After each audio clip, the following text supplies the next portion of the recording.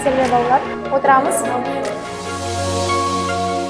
Мұғалім ретінде маған өз пәнімде деген қызығушылықты ояту үшін мен сабағымда үнемі оқушы бойына адами құндылықтарды дарытамын. Оны мен қалай жүзеге асырамын?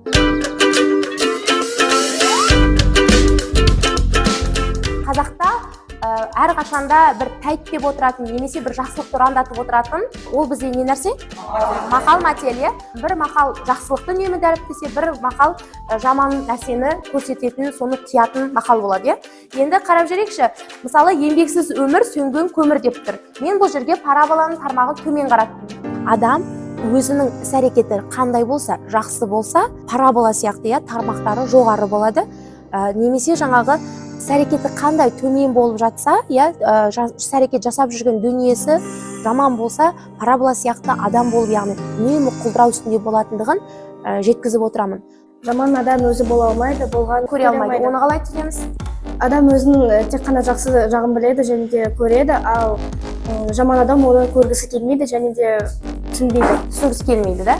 Адам егерде өзінің өмірін тек жақсы іс-әрекеттерге баулитын болса, керек кезінде кітап оқыса, мысалы, сабағын, білімін алса, жұмыс жасаса, еңбек етсе, ешқашанда ол кері қарай кетпейді. Тек қана не істейді? Параболаның тармақтары сияқты жоғарылайды. Дәл сол сияқты төмен қараған парабола бар. Бұл парабола қандай парабола? Яғни тек қана жаңағы іс-әрекеті теріс жасасаңыз, мысалы, ұйықтасаңыз, еріншек болсаңыз, дәл солай қарапайым мысал сіздерге де айтуға болады. Егер де жұмысыңызды уақытында өткізбесеңіз, сіздің кері кетуіңіз дәл парабола сияқты төменге кете бастайды. Бізде үлкенді құрметтеу деген ұғым бар, әрқашанда төрге кімді шығарамыз?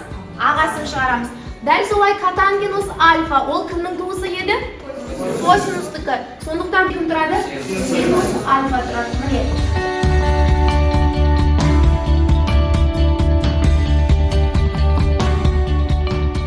Жалпы құндылықтарға негіздеп сабақ оқытудың нәтижесінде мен өзімді де тәрбиеледім.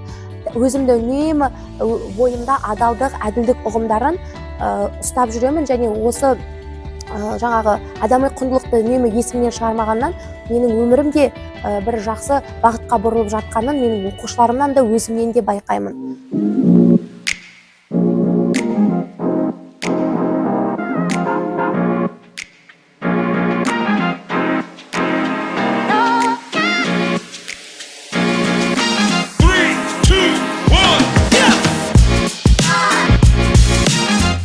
Осы пән мұғалімі бізге әр сабақ сайын құндылықтарды үйретеді. Ол құндылықтардың бірі бауырмалдық, адал болу. 5-ші сыныптан бері осы пән мұғалімімен бірге математиканы біз жоғарылатып, және де олимпиадаларға қатысып, өзімізді және апайдың атын шығарып жатырмыз. Мынау катет, осы барлық екі катеттің денесі болады, атасы болады. Мынау екі катет, оның баласы болады. Біреуі қарсы катет, біреуі іргелес катет. Осы балаларынан екі бала бар. Ол қандай? Синус альфа және косинус альфа. Өйткені ол оның ағасы, дұрыс айтасыздар. Өзімнің ұстаз болғаныма, балаларды оқытып жатқаныма, және әр адамнан, ата-анадан, оқушыдан алған алғысымды естіген кезде, бұл маған үнемі шабыт сыйлайды, және осы мамандықты таңдағаныма, ұстаз болғаныма еш өкінбеймін.